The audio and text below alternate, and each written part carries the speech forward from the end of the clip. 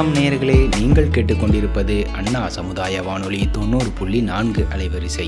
இது இந்தியாவின் முதல் சமுதாய வானொலி. நேயர்களே, இப்பொழுது நாம் கேட்கவிருப்பது நமது அண்ணா சமுதாய வானொலியும் மதராஸ் உர நிறுவனமும் இணைந்து வழங்கும் பிரதமரின் பிரணாம், தாய்பூமியின் மறுசீரமைப்பு, ஊட்டச்சத்து விழிப்புணர்வு மற்றும் மேம்படுத்தலுக்கான திட்டம் பற்றிய தொடர் நிகழ்ச்சியின் 26ஆம் பாகமாக தானிய பயிர்களுக்கு ஏற்ற ஒருங்கிணைந்த உர மேலாண்மை பற்றியும் குறுவை நெல்லிற்கான சமச்சீர் உர மேலாண்மை பற்றியும் தெரிந்து கொள்ள இருக்கிறோம்.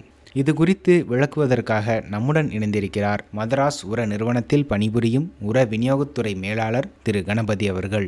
வாங்க நிகழ்ச்சியை கேட்கலாம். நேயர்களே, முதலில் பிரதமரின் பிரணாம் திட்டம் பற்றிய நினைவூட்டலாக ஒரு முன்னோட்டத்தினை கேட்கவிருக்கிறோம். பாரத நாட்டின் மத்திய அமைச்சரவையின் பொருளாதார விவகாரங்கள் துறை 28/6/2023 அன்று நடந்த கூட்டத்தில் பிரதமரின் பிரணாம் என்ற திட்டத்துக்கு ஒப்புதல் அளித்துள்ளது. பிரதமரின் பிரணாம் திட்டம் என்பது பூமி தாயை மீட்டெடுத்தல், மண்வளம் குறைந்து வருவதை குறித்து விழிப்புணர்வு ஏற்படுத்துதல், பூமி தாயை வளப்படுத்துதல் மற்றும் சீர்திருத்துதல் என்பவையின் ஒருங்கிணைப்பாகும். நாம் பூமி தாயை காப்பது நம் அனைவரின் கூட்டு முயற்சியால் மட்டுமே சாத்தியமாகும். ஒவ்வொரு கிராமங்களும் அதன் அடிப்படை நிலையிலிருந்து செய்தால் மட்டுமே இவை சாத்தியமாகும்.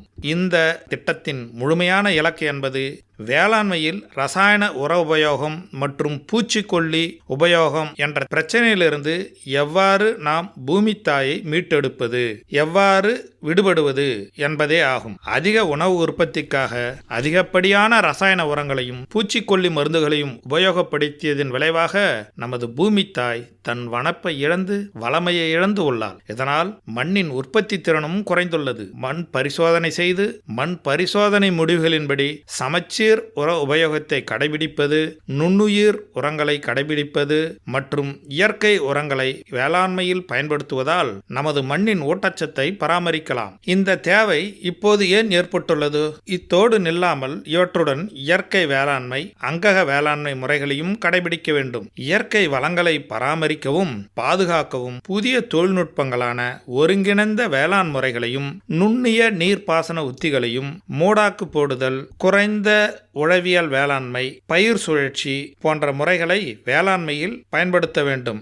நிலையான நீண்ட நாட்களுக்கு நிற்பதான வேளாண் உத்திகளை கடைபிடிக்க நாம் நம்மை தயார்படுத்தி கொண்டு மாற்றத்திற்கான முடிவில் நாம் செயல்பட வேண்டும். மாற்றம் தொடர்ந்து நடைபெற வேண்டும் என்பது அத்தியாவசியமான கலையாகும். நமது வளத்தை பெருக்கவும், மாசுவை கட்டுப்படுத்தவும், நீண்ட நாள் உணவு உற்பத்திக்கு உறுதியளிக்கவும் இந்த மாற்றம் தேவைப்படுகிறது. நாம் முன்னோக்கி செல்ல வேண்டும் என்றால் சுற்றுப்புற சூழலின் வளத்தையும் மண்ணின் வளத்தையும் பாதுகாக்க மிக முக்கியமான சமச்சீர் உர உபயோகம் என்பது வேளாண்மையில் மிக முக்கிய பங்காற்றுகிறது. அத்தியாவசியமான பயிர்களுக்கு தேவையான சத்துக்களை சரியான அளவில், சரியான விகிதத்தில், சரியான காலத்தில், சரியான உபயோக முறைகளை பயன்படுத்தி அளிப்பதே சமச்சீர் உர உபயோக முறை என்பதாகும். அந்தந்த மாநிலங்களில் உள்ள வேளாண்மை பல்கலைக்கழகங்கள், வேளாண்மை ஆராய்ச்சி கழகங்கள் மேற்கூறிய அளவுகளை ஒவ்வொரு பயிர்களுக்கும் அந்தந்த இடங்களுக்கு தக்கவாறு தேவையான அளவுகளை பரிந்துரை செய்துள்ளது. பரிந்துரைக்கப்பட்ட உர விநியோக அளவுகளை பயன்படுத்தினால் அதிக மகசூல் கிடைப்பதோடு பயிர்களின், தானியங்களின், உற்பத்தி பொருட்களின், உணவுகளின் தரமும் மேம்படுகிறது. நல்ல வளமான மண்ணில் விளைவிக்கப்பட்ட பழங்கள், காய்கறிகள், தானியங்களில் அனைத்தும் முக்கியமான சத்துக்களும் பொதிந்திருக்கும். அவற்றின் தரமும் சிறப்பானதாக இருக்கும். அவற்றின் ருசியும் நன்றாக இருக்கும். மேம்படுத்தப்பட்ட மகசூல், விளைச்சலின் தரம் விவசாயிகளுக்கு அதிக லாபங்களை ஈட்டுத்தரும். இது அதிக அளவு விளைவிப்பது மட்டுமன்று, சிறப்பாக ஊட்டச்சத்து பொருந்திய உணவுப் பொருள்களை விளைவிப்பதும் ஆகும். இது இருசாரருக்கு பலனளிக்கக்கூடிய வெற்றியின் அணுகுமுறையாகும். இது விவசாயிகள், சுற்றுப்புற சூழல் மட்டுமின்றி நாம் அனைவருக்கும் நலன் பயப்பதாகும். உரங்களை சீரிய முறையாக உபயோகிப்பதனால் நமது மகசூல் பெருகுவதோடு மட்டுமன்றி நமது விளைநிலங்களும் வளமானதாக விளங்குகிறது. அடுத்த தலைமுறைக்கும் உதவிகரமாக இருக்கும். ஆகையினால் நாம் அனைவரும் தொடர்ந்து சமச்சீர் உர நிர்வாகத்தை கடைபிடிப்பதன் மூலம் மாற்றத்தின் அங்கமாகவும் விளங்குவோம். அடுத்து நமது லட்சியம் வளர்ச்சியடைந்த பாரத யாத்திரை, விக்ஷித் பாரத் சங்கல்ப் யாத்திரை என்ற நிகழ்ச்சியை பற்றி நாம் தெரிந்து கொள்ள இருக்கிறோம். பிரதமரின் பிரணாம் என்ற திட்டங்களின் பலன்களையும் வேளாண்மையில் ட்ரோன்களை உபயோகத்தினை ஊக்குவிப்பதுவே இந்திய அரசின் உரத்துறையின் மிக முக்கிய பங்காக உள்ளது. சமச்சீர் உர உபயோக முறையை கடைபிடித்தல் என்ற நோக்கத்திற்காகவும் நானோ உரம் உபயோகத்தினை இந்திய அரசின் உரத்துறையானது வேறுபட்ட துறைகளையும் ஒருங்கிணைத்துள்ளது. அதில் உர உற்பத்தி நிறுவனங்கள், பிரதமரின் விவசாய செழுமை நிலையங்கள், வேளாண் அதிகாரிகள் மற்றும் சிறப்பு அதிகாரிகளையும் இத்திட்டத்தில் ஈடுபடுத்தி உள்ளது. பிரதமரின் பிரணாம் திட்டத்தின் முத்தாய்ப்பு யாதெனில் ட்ரோன்களை பெருமளவில் உபயோகப்படுத்துவது, செயல்முறை விளக்கம் செய்து காண்பிப்பது, நானோ யூரியா, நானோ டிஏபி, நீரில் கரையும் திரவ பூச்சிக்கொல்லி மருந்துகள், நீரில் கரையும் பூஞ்சான கொல்லி மருந்துகள் போன்றவற்றை வேறுபட்ட பயிர்களிலும் மரப்பயிர்களிலும் தோட்டக்கலை பயிர்களிலும் தெளித்து விவசாயிகளுக்கு காண்பிப்பது ஆகும். இந்த முன்னெடுப்பு ஆயிரக்கணக்கான ட்ரோன்களை செயல் விளக்கத்தில் நமது பாரத அரசு இறக்கியுள்ளது. இது 29 மாநிலங்கள், யூனியன் பிரதேசங்களில் உள்ள மாவட்டங்களில் செயல் விளக்கங்களை செய்து வருகிறது. இந்த செயற்கரிய செயலானது அனைத்து பொதுமக்களையும் விவசாயிகளையும் கவர்ந்துள்ளது. விவசாயத்தில் புதிய தொழில்நுட்பம் கடைபிடிக்கப்பட்டுள்ளது. இந்த வியத்தகு முன்னெடுப்பு முன்னெப்போதும் இல்லாத ஒன்று. PM பிரணாம் என்ற திட்டத்தின் நோக்கங்களை, நிலையான நீடித்த விவசாய முறைகளை வேளாண் பெருமக்களிடம் விளங்கச் செய்யவும் பழக்கப்படுத்தவும் கொண்டு சேர்க்கும் கருவியாகவும் உள்ளது. இந்த திட்டத்திற்கு பெருமளவில் வரவேற்பு உள்ளது. லட்சக்கணக்கான மக்கள் இந்த ட்ரோன் தெளிப்பான் விதத்தினை கண்டுகளிக்கின்றனர். குறிப்பாக விவசாய பெருமக்கள் மிக்க ஆர்வமுடன் இதில் பங்கு பெறுகின்றனர். நானோ யூரியா மூட்டை யூரியாவிலிருந்து எவ்வாறு வேறுபடுகிறது, எவ்வகையில் அதிக பயனளிக்க கூடியதாக உள்ளது என்பதையும் நன்கு உணர முடிகிறது. இது சம்பந்தமாக தொடர்ச்சியாக விவாதங்கள், செயல்முறை விளக்கங்கள், கூட்டங்கள் ஆகியவற்றில் விவசாயிகள் ஆர்வமாக பங்கேற்கின்றனர். அதன் அடிப்படையில் அதன் தொடர்ச்சியாகவே அங்கக வேளாண்மையின் அவசியத்தன்மையும் அதன் விழிப்புணர்வையும் அனைத்து விவசாயிகளையும் சென்றடைந்துள்ளது. புதுமையை விரும்பும் ஆர்வமுள்ள இளம் விவசாயிகள் ட்ரோன் தொழில்நுட்பத்தை முன்னெடுத்து உபயோகிக்க விருப்பம் தெரிவித்துள்ளனர். நேரம், பணம் விரயம் இன்றி செலவு அதிகம் பிடிக்காத உகந்த உத்தியாக உள்ள இந்த தொழில்நுட்பங்கள் அவர்களை வேளாண்மையை பயன்படுத்தி மிக்க ஆர்வமுடையவர்களாகவும் நிலைத்த நீடித்த வேளாண்மையில் சிக்கன முறையை கையாண்டு செயல்படுவதாகவும் அறியப்பட்டு லாபகரமான வேளாண்மை தொழில் வளரும் என்பதையும் நம்புகின்றனர். மாண்புமிகு பாரத பிரதமர் வேளாண் மகளிர் ட்ரோன் மையங்களை நிறுவியுள்ளார். இத்திட்டம் மகளிர் சுய உதவிக் குழுக்களுக்கு ட்ரோன்களை வழங்க உள்ளது. இதனால் இப்புதிய தொழில்நுட்பத்தை பயன்படுத்தி மகளிரின் வாழ்வாதாரமும் சிறக்கும் என நம்பப்படுகிறது. பிரதமரின் வேளாண் செழுமை நிலையங்கள் நமது லட்சியம் வளர்ச்சியடைந்த பாரதம் யாத்திரையின் திட்டத்தின் பயன்களை விவசாயிகளுக்கு கொண்டு செல்ல பேருதவியாக இருந்து வருகிறது. அவைகளின் செயல்பாடு ஒரு கூட்டு முயற்சியாக இந்த முன்னெடுப்பில் காண முடிகிறது. நமது லட்சியம் வளர்ச்சியடைந்த பாரதம் என்ற யாத்திரை இது ஒரு பயணம் மட்டுமன்று, இந்திய புரட்சிகர நவீன விவசாயத்தின் புதிய பரிணாம வளர்ச்சியாகவும் முன்னேற்ற பாதையின் அடுத்த கட்டமாகவும் அறியப்படுகிறது. இந்த பயணம் ஆரம்பித்த நாளிலிருந்து நாளுக்கு நாள் இதற்கான வரவேற்பு பெருகிக் கொண்டே வருகிறது. இந்த வரவேற்பை காணும்போது இந்திய வேளாண்மையின் மறுபரிமாணம் வளர்ச்சி உறுதி செய்யப்பட்டுள்ளது. புதிய கண்டுபிடிப்புகளை விவசாயத்தில் புகுத்தி நவீன வேளாண் புரட்சியின் மூலம் எல்லோருக்குமான வளர்ச்சியாக உள்ளது. ட்ரோன் தொழில்நுட்பத்தை ஊக்கப்படுத்துவதன் மூலமாக நானோ உரங்கள், நிலைநிறுத்தப்பட்ட நிலையான விவசாய உத்திகளை பற்றிய விழிப்புணர்வு மட்டுமின்றி விவசாயிகளை ஊக்கப்படுத்தவும் உற்சாகமும் ஊட்டுகிறது. நவீனங்களை கடைபிடித்து இயற்கையை ஒத்து வளர்ச்சி அடைய எதிர்காலங்களில் உதவிகரமாக இருக்கும் என திட்டவட்டமாக நம்பப்படுகின்றது. இந்த வேளாண் புரட்சி வெளிப்படும் போது பிரதமரின் வளர்ச்சியடைந்த பாரதத்திற்கான லட்சிய பயணம் நம் நாட்டின் வளர்ச்சிக்கு ஒரு வித்தாகவும் உறுதுணையாகவும் விளங்கும் என்று சான்றாகிறது. இதன்படி இந்தியா வளர்ச்சியடைந்த நாடாகவும் விவசாயத்தில் தன்னிறைவு அடைந்த நாடாகவும் விளங்கும் என்பது தெள்ளத் தெளிவாக நம் கண்முன் காண முடிகிறது. நேயர்களே, தொடர்ந்து இன்றைய தலைப்பான தானிய பயிர்களுக்கு ஏற்ற ஒருங்கிணைந்த உர மேலாண்மை பற்றியும் குறுவை நெல்லிற்கான சமச்சீர் உர மேலாண்மை பற்றியும் விளக்கவிருக்கிறார் திரு கணபதி அவர்கள். வாங்க கேட்கலாம். அன்பார்ந்த அண்ணா சமுதாய வானொலி நேயர்களுக்கு வணக்கம். இன்று தானிய பயிர்களுக்கு ஏற்ற ஒருங்கிணைந்த உர மேலாண்மை இதை பற்றி பார்க்கலாம். தானிய பயிர்களின் வளர்ச்சி, அவற்றின் விளைச்சல் பெருக்கத்துக்கு 16 வகையான ஊட்டச்சத்துக்கள் அதன் பல்வேறு வளர்ச்சி நிலைகளில் தேவைப்படுது. இந்த ஊட்டச்சத்துக்களை பயிரானது மண்ணிலிருந்து இடக்கூடிய உரங்களிலிருந்து எடுத்துக்குது. தானிய பயிர்களை சாகுபடி செய்யும்போது மண்ணின் வளத்தை ஆய்வு செய்து மண்ணின் தன்மை, ஊட்டச்சத்துக்களின் அளவை அறிந்து அதன் அடிப்படையில் ஊட்டச்சத்துக்களை அளிக்க வல்ல பல்வேறு ஆதாரங்களையும் ஒருங்கிணைச்ச முறையில், அதாவது இயற்கை, ரசாயனம் மற்றும் உயிர் உரங்களின் மூலம் சரியான அளவிலும் பயிர்களுக்கு தேவையான தருணத்திலும் கொடுக்கணும். இவ்வாறு ஒருங்கிணைந்த உர வேளாண்மை பின்பற்றுவதன் மூலம் உர உபயோகத்திறன் அதிகரிக்கப்படுவதுடன் மண்ணில் அங்ககப் பொருட்களின் அளவு அதிகரித்து மண்வளம் மேம்படுத்தப்படுது. மேலும் விளைச்சல் பெருக்கத்துக்கும் வழிவகுக்கிறது. தானிய பயிர்களுக்கான ஒருங்கிணைந்த உர மேலாண்மை முறைகள் என்னென்னு பார்க்கலாம். இயற்கை உரங்கள். பொதுவாக நான் சாகுபடி செய்யக்கூடிய பயிர்களுக்கு இயற்கை உரங்களான தொழு உரம், பண்ணைக்கழிவு, மக்கு உரம், தென்னை நார்க்கழிவு, மண்புழு உரம் ஆகியவற்றை பயன்படுத்தலாம். இயற்கை உரங்களை பொறுத்த வரைக்கும் அடி உரமாக தான் இடணும். ஒரு ஹெக்டருக்கு 5 டன் நன்கு மக்கிய தொழு உரத்தை கடைசி உழவின் போது மண்ணில் சீராக தூவி உழுது விட வேண்டும். மக்கிய தொழு உரத்தில் ஒவ்வொரு 100 கிலோவிலையும் 500 கிராம் தழைச்சத்தும், 300 கிராம் மணிச்சத்தும், 500 கிராம் சாம்பல் சத்தும் இருக்குது. தொழு உரம் கிடைக்காத பட்சத்தில் தென்னை நார்க்கழிவு உரம், மண்புழு உரம் ஆகியவற்றை ஒரு ஹெக்டருக்கு 2 டன் என்ற அளவில் பயன்படுத்தலாம்.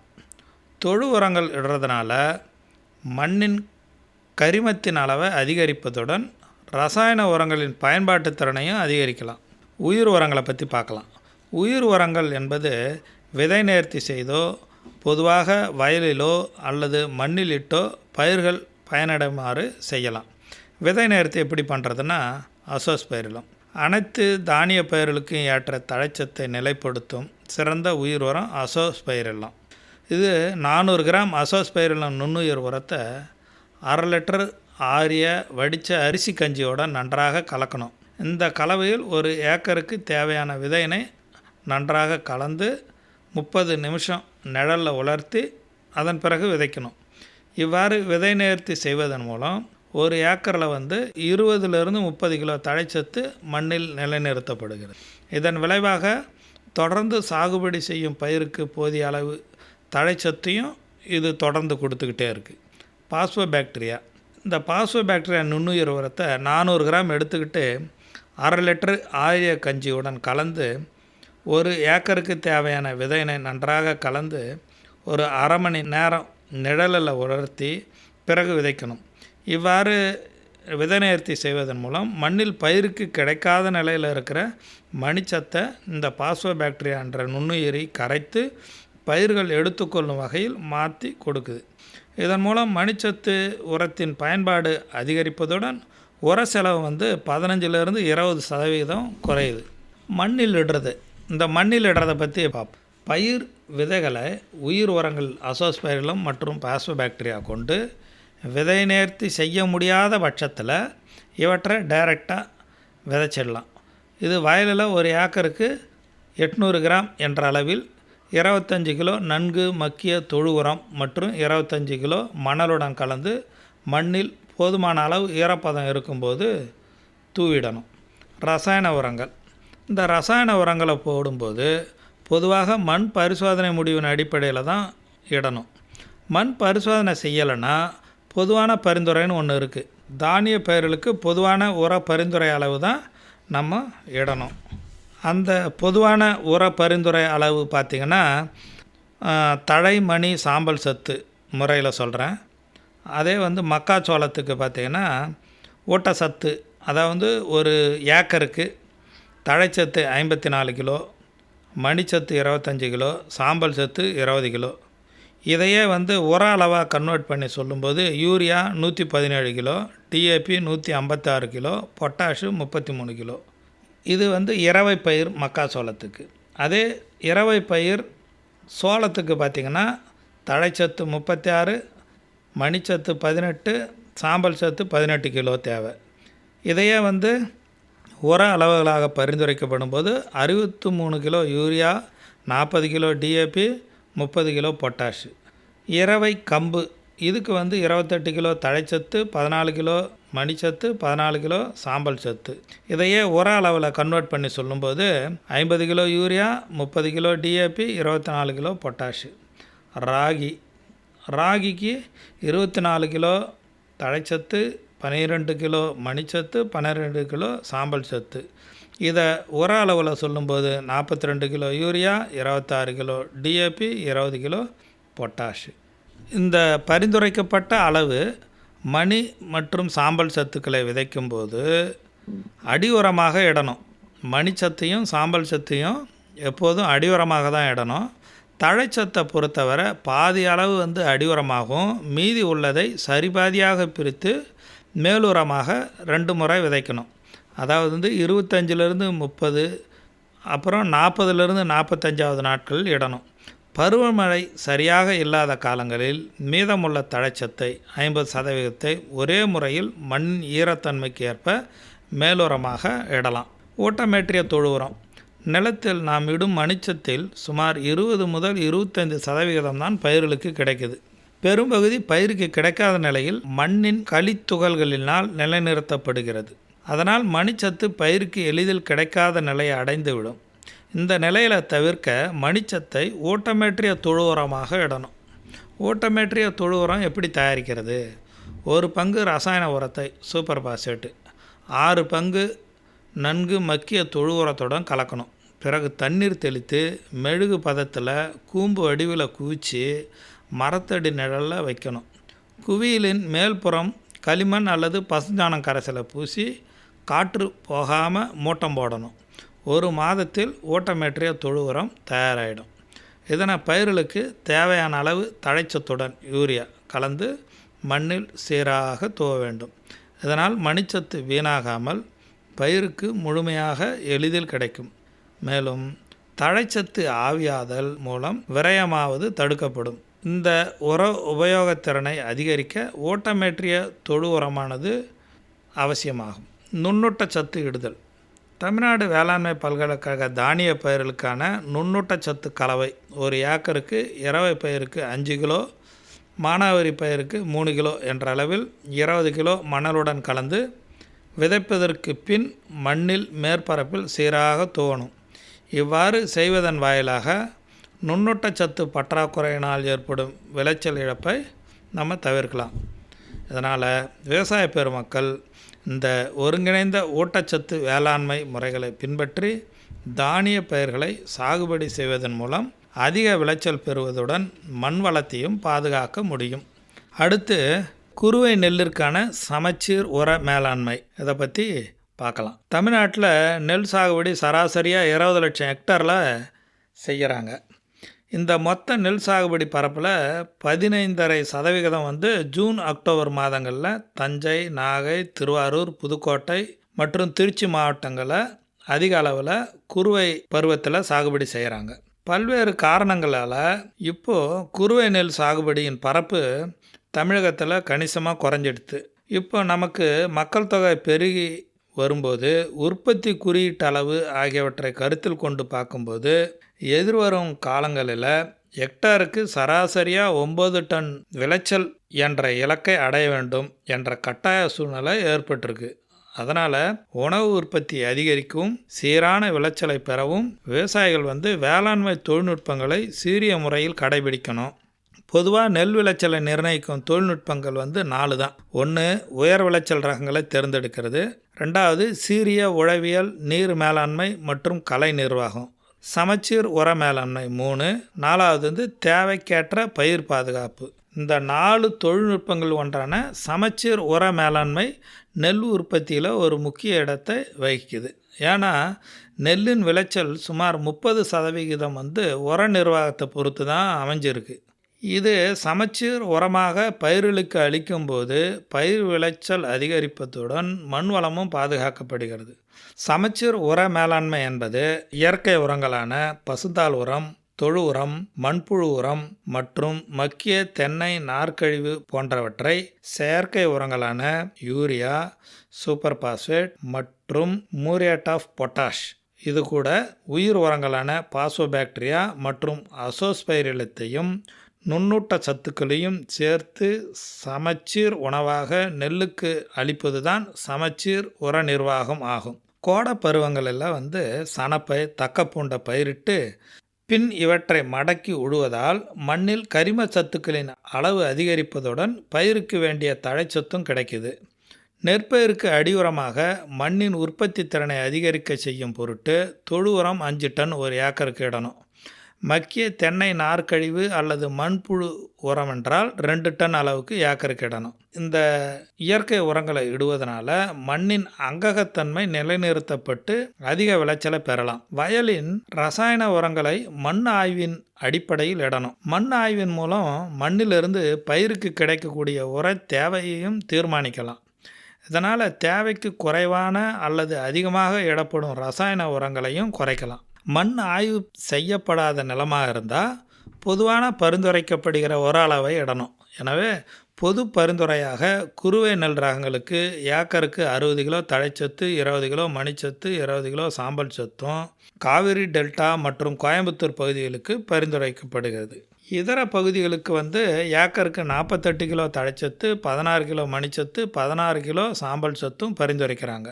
மணிச்சத்து பயிரின் இளம் பருவத்தில் வேர் பிடிச்சு நன்றாக வளர்வதற்கும், பூக்கள் பூப்பதற்கும், நெல்மணிகளின் வளர்ச்சி, அதோட எண்ணிக்கை மற்றும் முதிர்வடைவதல் ஆகியவற்றை சீராக்கி நெல் விளைச்சலை பெருக்குவதற்கு உதவுது.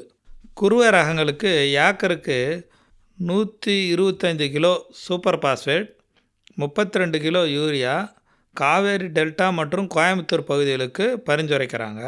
இதர பகுதிகளுக்கு ஏக்கருக்கு 8 kilo super phosphate, 26 kilo urea மற்றும் 6.5 கிலோ பொட்டாஷ் இடணும். நுண்ணூட்ட உரம் இடுதல். இரும்பு சத்து மற்றும் துத்தநாக சத்து குறைபாடு உள்ள நிலங்களில் இரும்பு சல்பேட் உரத்தையும் ஏக்கருக்கு 20 கிலோவும், ஜிங்க் சல்பேட் ஏக்கருக்கு 10 கிலோவும் விதைப்பின் போது இடணும். அப்படி இல்லைன்னா வேளாண்மை துறையின் நுண்ணூட்ட உரக்கலவையை ஏக்கருக்கு 5 கிலோ என 20 கிலோ மணலுடன் கலந்து நடுவதற்கு முன் இடணும். உயிர் உரம் இடுதல். ஒரு ஏக்கருக்கு 4 பேக்கெட், அதாவது 200 கிராம் அசோஸ்பைரிலம் 4 பேக்கெட்டு, பாசோபாக்டீரியா ஆகியவற்றுடன் 10 கிலோ தொழு உரம் மற்றும் 10 கிலோ மணலுடன் கலந்து வயலில் இடணும். பயிர் நட்ட 3 அல்லது 5 நாட்களுக்குள்ள ஏக்கருக்கு 100 கிலோ அசோலா இட்டு களை எடுக்கும்போது மண்ணில் மிதித்து மக்கச் செய்ய வேண்டும். இதனால் காற்றில் உள்ள தழைச்சத்து மண்ணில் நிலைநிறுத்தப்பட்டு நெற்பயிரின் வளர்ச்சிக்கு உதவுது. நெற்பயிருக்கு மேலுரம் இடுவதில் மிகுந்த கவனம் தேவை. நெல் வளர்ச்சியில் தூர்க்கட்டும் பருவம், தண்டு உருளும் பருவம் மற்றும் பூக்கும் தருணம் ஆகியவற்றில் பயிர் சத்துக்களின் தேவை அதிகரிக்கும். அதிக எண்ணிக்கையுடன் தூர்க்கட்டவும், கதிரில் உண்டாகின்ற மணிகளின் எண்ணிக்கை அதிகரிக்கவும், கதிரிலிருந்து வெளிவந்த மணிகள் நன்றாக முற்றவும் தழைச்சத்து முக்கிய பங்கு வகிக்குது. குறுவை சாகுபடி செய்யும் நெல் ரகங்களுக்கு இந்த பருவங்களுக்கு நாற்று நடவு செய்த 35லிருந்து 40 நாளுக்கும், 45லிருந்து 50 நாளுக்கும், 70லிருந்து 75 நாட்கள்லேயும் இந்த தேவை ஏற்படுகிறது. தழைச்சத்து அடங்கிய யூரியாவை பொது சிபாரிசின்படி இந்த 35லிருந்து 40 நாளுக்குள்ளேயும், 45லிருந்து 50 நாளுக்குள்ளேயும், 70 நாள்லேருந்து 75 நாட்களுக்கும் ஏக்கருக்கு 32 கிலோ யூரியா, இது கூட 8 கிலோ மூரேட் ஆஃப் பொட்டாஷ், இதை காவிரி டெல்டா மற்றும் கோயம்புத்தூர் பகுதிகளுக்கு பரிந்துரை செய்கிறாங்க. இதர பகுதிகளுக்கு ஏக்கருக்கு 20 கிலோ யூரியாவும் 6.6 கிலோ மூரேட் ஆஃப் பொட்டாஷும் இடணும். இது போக இலை வழி உரம் இடுறது.